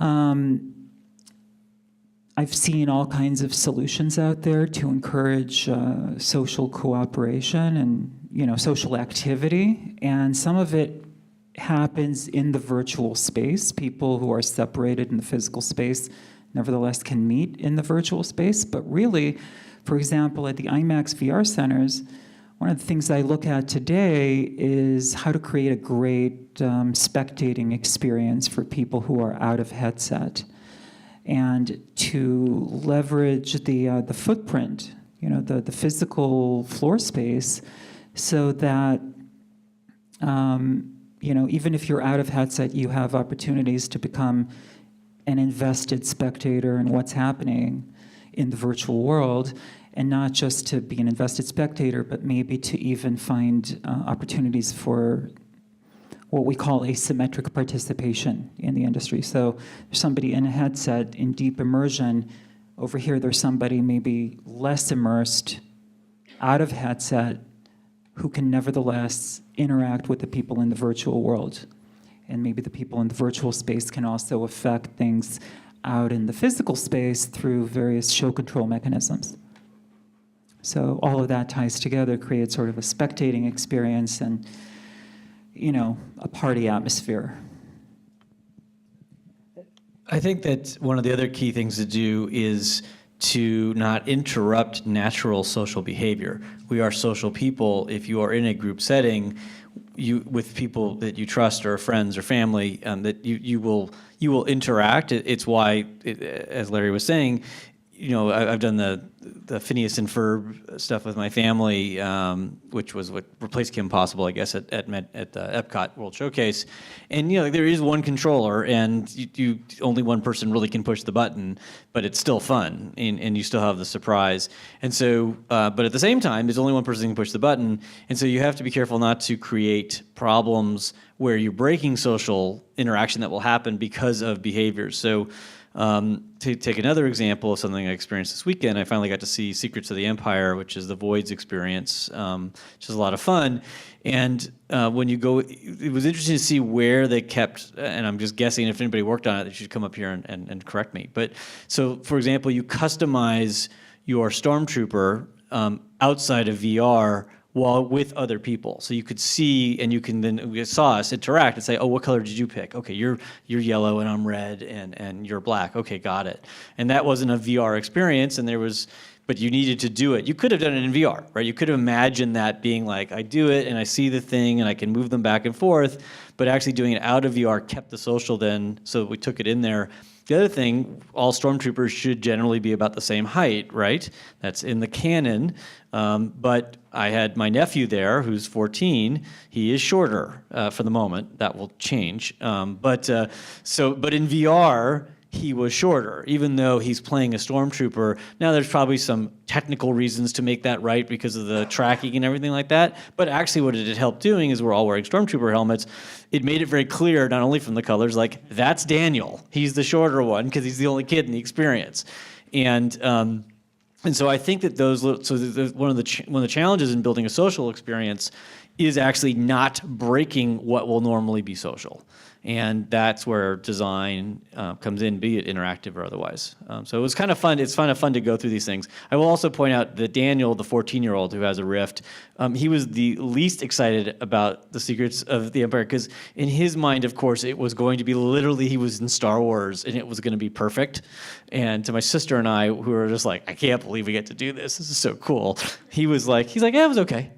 So anyway, we corrected him afterwards. It was fine. What I would say is board games have gotten incredibly good at this, especially in recent years. There's been a huge resurgence, a huge renaissance in board game and board game design. And I think as designers, you're expected to be culturally omnivorous and watch TV and movies and go to the museum and do all that kind of stuff because it's going to feed your work. We've been talking a lot about VR and video game consoles and high-definition TVs and future tech, but just as important is stuff happening, on a tabletop in a board game. There's, especially in co-op design, there's been just really incredible ideas about how players play together and how they can cooperate towards a goal and how you have sub-goals for individual players. That's just making sure everybody's involved in the experience all the time, and it's not, when I was a kid, I remember playing like the Game of Life, and it's like, okay, you interact for 30 seconds, and then you wait 15 minutes till it's your turn again. And the rise of social mechanics in board games over the last couple of years has been really incredible. So there's Game House not far from here. You pay $5, you can play board games there all day, and I think they literally have everything under the sun. My wife, who's sitting back there, is probably getting nervous that I'm going to make her go to Game House with me again this weekend. But yeah, I mean, you should just go and just play for a day. There's just so much incredible stuff to learn outside of what we would think of as kind of video games and kind of the more traditional game design stuff. That's a really great point. Yeah, I think I wrote a paper on Monopoly versus Settlers of Catan about how Catan, each individual person's turn is actually everybody's turn because you're trading resources, you're bartering, you're making eye contact, you're talking to everybody, and it's just a way to keep people engaged throughout the whole game. Laird, there's one other thing I wanted to mention in terms of the social aspect. This is something you said to me when we had coffee recently. Yeah. I've been thinking about it ever since. That it used to be that like the dream was to go to Disneyland when it was empty. And you get to go on all the rides and there's no line, and that was like, oh man, it's a rainy day, it's Super Bowl Sunday, maybe nobody will be there, it's empty, it's like the dream. But something's changed, where a great example is Wizarding World of Harry Potter, where if you go there when it's empty, you're not getting the experience. Like the experience there is seeing it full of people who are immersed and who are playing that role and seeing that hustle and bustle and that activity. So just that natural socialization of seeing that space filled with other people having a good time is an integral part of the experience. I have an update on that. Oh. Yeah, on that. It's very true. When I went to see the Wizarding World first time, which was in January, there was about half of the people there, and it was pretty busy. It was at the end of New Year's, so some people were still off school. About half the people were in robes, and especially in Hogsmeade, it felt, and especially when you see younger people in robes, it's as if it was populated by students of Hogwarts. And that's what, for me, it was like, this is amazing. It's like, wow, I really feel like I'm in it, and people are role-playing and acting, and yeah, the one thing can be glitchy, but jinxed, I think, is the in-universe problem, that's why you need a narrative designer, right, to come up with how to explain when it doesn't work. Well, I've heard that. They're out there talking about it's really tricky, you got to practice 10 times. It has nothing to do with the system not working. Exactly. Right. So I just went, I was, as you could probably tell, I was in Orlando over the weekend, and it's really hot in April in Orlando, and there was only a handful of people in robes, and it was less good, especially Hogsmeade. And Diagon Alley is incredible, I think, regardless. Way, yeah. And that's what I thought. I was like shocked by it. I'm like, wow, this experience I had had previously where I would want it not to be empty, this time when everyone's just in shorts and sort of not in the world, then it was just crowded. All right, so I think we have time for a couple of questions. How about right here in the front? Do we have a runner that might be able to run the microphone around? Excellent.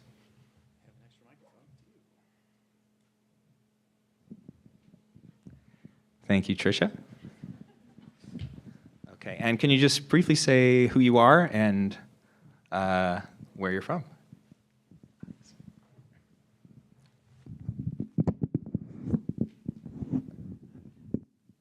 Hi, my name is Ian Klein from Vizier Production, and I'm on the board of TEA Western Division with Tricia.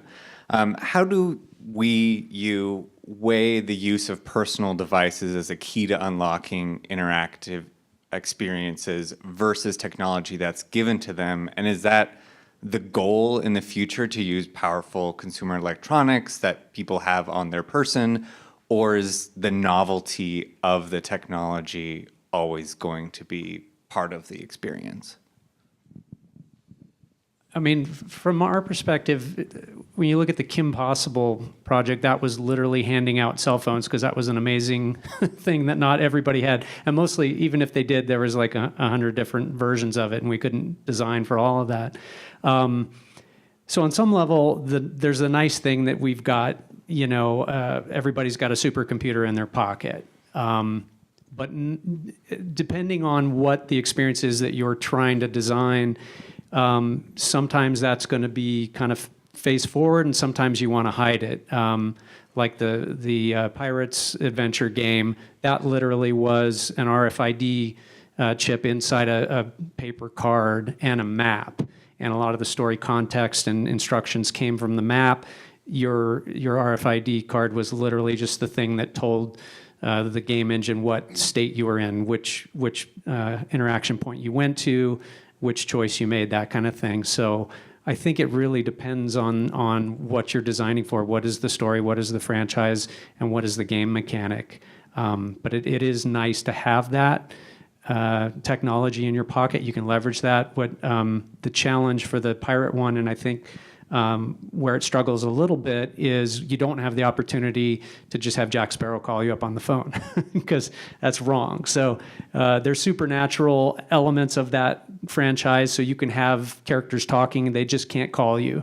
So but there's ways to use that technology, and sometimes you emphasize it and sometimes you hide it, but it does let you tap into the complexity and the interactivity of using a game engine. I've had a number of thesis students at USC work in this medium of using cell phones to do on-wall games like Wall and Line Management, or 2-Bit Circus has done a number of things like this, and it's just really tricky. Server infrastructure, phone variations. Do they need to download an app? If they don't need to download an app, can you do it in mobile Safari or mobile Chrome? But that has its own problems. And what happens? And now with the iPhone's a great example of every swipe direction is a new thing. And so, but if you're trying to get them to do some swipey thing and then they accidentally pull down their control center, it breaks the immersion. So my preference would be actually is something that is, it's a budget issue too, is a sort of built for device to keep you in the universe and keep it immersive. And, an example being, I saw somebody playing the Pirates game on Sunday in a wheelchair, and they could easily do it because it's just a map and some cards, and they can navigate around the space. And it's not exactly easy to be in a wheelchair at a very crowded theme park, and yet this person was clearly having a good time. It struck me like how excited she was to make these things happen in the world. And I don't know, maybe a cell phone would have worked, but the joy was there, and it was not a lot of technology.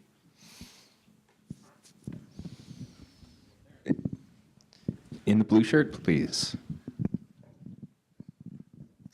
Hi, I'm Will Shirey with On Track Themes, and I just want to say thank you all for being up here. I'm equally humbled and also reassured that I'm in the right career field, because I'm an attraction designer by day, but a game designer by night, and I'm seeing that they're both kind of mutually exclusive.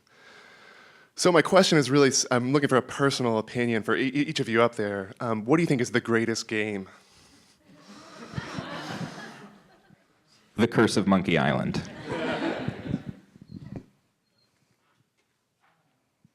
Portal. The greatest game. It's hard for me to answer. I'll tell you one of my favorite games was the Atari Star Wars machine from 1983. and like the one with the vector graphics, it came at like a perfect time where it seemed high tech. Back then it was just immersive enough to make me feel like a fighter pilot. I could pretend I was, blowing up the Death Star, which for a while was a dream. And it's just, it's like one of the fondest memories of my youth, so much so that I ended up buying that arcade machine, and it followed me around for a while. You talk about the sit-down one too, right? Specifically. Yeah, The sit-down one was even better. Yeah, cool. I didn't have room for it though. Yeah, so. There's no one who will repair those screens. I have so many, but the one that I usually cite as a huge Indiana Jones fan is Indiana Jones and the Fate of Atlantis, particularly because of the branching system that was overlaid with an IQ system. So, plus I was at Skywalker Sound when they were making it, so that was kind of fun. Throughout EverQuest, which was one of the first, modern MMOs, and there was something that was really magical about that game because so many of the mechanics in it wouldn't fly anymore. Like, for example, it was incredibly difficult. Like, you would die and you would just lose like a week of progress. And like, for like a 14-year-old boy, I was like, no problem, I got more weeks. But that also meant that like, if you started off like in the elf starting area, like you might not see a human being like for literal actual weeks after the server began because no one was strong enough to make the journey. And of course today that wouldn't fly, right? Everybody like expects to jump on their Griffin and fly wherever they want to. And so game design has changed so much since then, but at the time it was just this like magical emergent experience. And I spent, I don't know how many endless weeks and nights and months just playing that game. I still wax poetic about it every now and then. I can get carried away right now, in fact. I feel it. I feel the reverie coming on. Larry, you said Portal, and I'll actually add one too, which is a game called Braid. It's a very famous indie game, and the thing that it sort of awakened something in me in the sense that it's not a graphically groundbreaking game. It's on its surface, there's nothing about it that's different. It's a side scroller, it's a platformer like Super Mario World or any hundreds of games that have used that platform mechanic of jumping to the next platform, jumping on enemies. If you fall into the ravine, you lose a life. It's exactly like all of those other games except for one difference, which is the ability to rewind time. So instead of falling to your death, you fall down this ravine, but you're able to rewind time and you see your character go back up onto the platform and you know not to do that again. And then that starts playing into the puzzle design where as you rewind time, certain platforms are immune to rewinding time. So they start to move continuously while others are moving in reverse, and it creates these new puzzles. And the thing that I like so much about it, and the same goes for Portal, is that that's what made me realize you don't have to be a great coder to be a great game designer. Those things are not technical. They're not technical feats. They're amazing ideas. It's somebody that looked at an entire genre of games or history of games that's been done for 20 years by really talented people and said, what if we tweak just this one thing? And it creates an entirely fresh take on it in a new game. So yeah, that would be my favorite, I think. You also said you're a game designer at night, and I would say if anyone in here is interested in sort of game design, but it's like, I don't know where to start, and I don't play a lot of games, it's actually a great time to be interested in game design because over the last 20 years, there's been a real explosion in the interest of game design as sort of its own formal discipline, and so there are some really incredible books out there. And the one I always recommend is The Art of Game Design by Jesse Schell, who's another Disney alumnus and incredible designer. Has a lot of thoughts about the way games work and the way you design games and interactive experiences, but also proposes this system of lenses that are reminiscent of like those Brian Eno oblique strategies. It's kind of like questions you ask yourself about your game or your experience and that kind of thing. So yeah, there's a lot of really great books out there that you can just kind of start reading, and it's not magic. It's like anything else. Cool. I think we have time for one more. I know we could probably stay here for hours, but let's go with in the green shirt in the back. Hi, I'm Kate First. I work for Visual Terrain. It's a lighting design firm, so in the physical world. But I think all of this is really interesting, and in the era of sort of data mining, where you can learn almost everything about the person who's going to be going in this game, or the interactive experience, really. If you can talk about how much you can bring into it in terms of knowing that I'm a girl and how old I am and how tall I am and all of those elements versus somebody's desire for anonymity, and how you determine those lines moving forward now that all of that information is going to be available to you, really.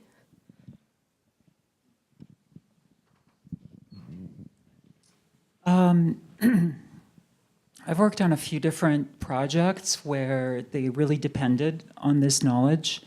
Because of the interactivity, we wanted to also create personal investment on the part of the guest, and we wanted to personalize the experience. So, there wasn't there wasn't any kind of official regulation in the countries that that I was working in at the time.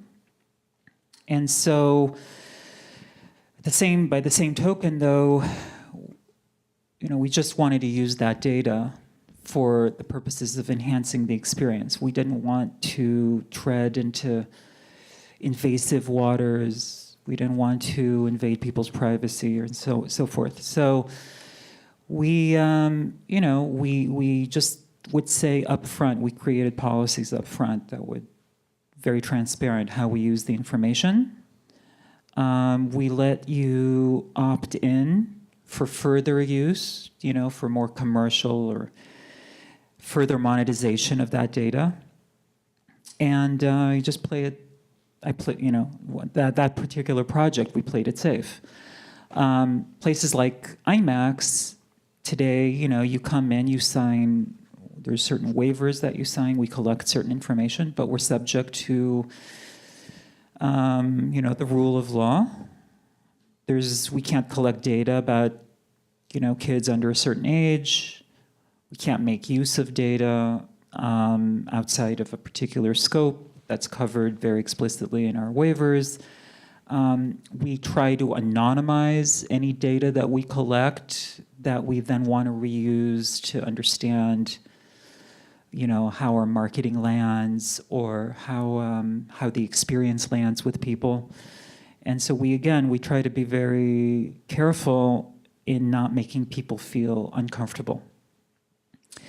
As we move more into VR, the amount of data that's available is it's tremendous, it's huge, and we have your undivided attention.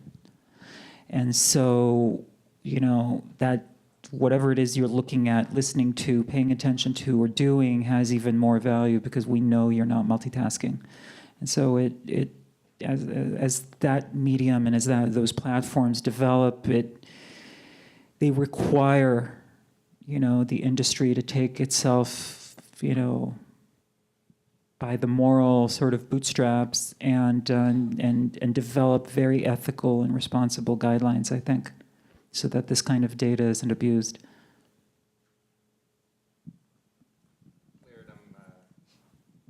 Looking at you just for the reason that Oculus is owned by Facebook. Yeah, it's kind of why I'm sitting here quietly. I think from a game design point of view, and interaction design point of view, it's like any other aspect of it. Is like, what's the need, right? And so the first answer is take as little as possible to do what you need to do, not only from a privacy protection point of view, but just from it's going to take time to get it, and there's inaccuracies and it's slowing down. One of the things that I deeply believe is the minimum time to fun really, really matters in all of these things that we do, whatever medium we're in. And so anything that's slowing down the fun, and we can define fun not necessarily as ha-ha fun, but like immersion or in the environment, is against the design goals that we have. And then the second piece I would say is, people can lie. and or choose not to share or whatnot, and the system still has to work. So if you know, or you know, and we're becoming more and more conscious too that some of the things that we say are easy classifications, like male and female, it doesn't work for everybody, and we have to build systems that you know, accommodate everyone in the way that the Americans with Disabilities Act has required us to have accommodations, rightly so. Well, there are other accommodations that that we're learning more about, I think, as a society that we have to do. So, you know, that might lead us to a decision where, well, we kind of want to know, and it works this way, but if a person chooses a different way of communicating with us, that it should still work. And I think that goes into the art of the design, that it should be elegant enough to really really provide that immersion regardless in some extent. All right, well, I think we do have to wrap. I would encourage people to stick around if they'd like to chat. Please give a huge round of applause to our panelists. Thank you, guys. Thank you all so much for being here. And thank you. A round of applause for our moderator. Thank you. Yes. And for those of you who are new to the TEA, please join. If you're young, there's a next-gen membership that's very affordable. There'll be more programming like this. I think there's another educational panel coming up soon. Yep, there is. Michael? Happy Indeed, birthday, it is my Michael. birthday. Thank you. Yeah, I'm a real grown-up now, I guess. Well, happy birthday, Michael. Thank you very much. Thank you very much. so much for such a great panel, all of your effort in putting this together. Thank you, panelists, for being here and your time. Thank you, everyone, for being and coming and listening. And we're just going to come up with more and more great educational panels. Thank you to our education committee who comes up with these ideas. And Todd and Tracy, I forgot to mention them, and David and the entire Western North America division, the educational committee who made this all possible, Art Center, Christy. Yep. Anybody I forgot? No? And you. Thank you. All right. Thanks, everyone. Thank you.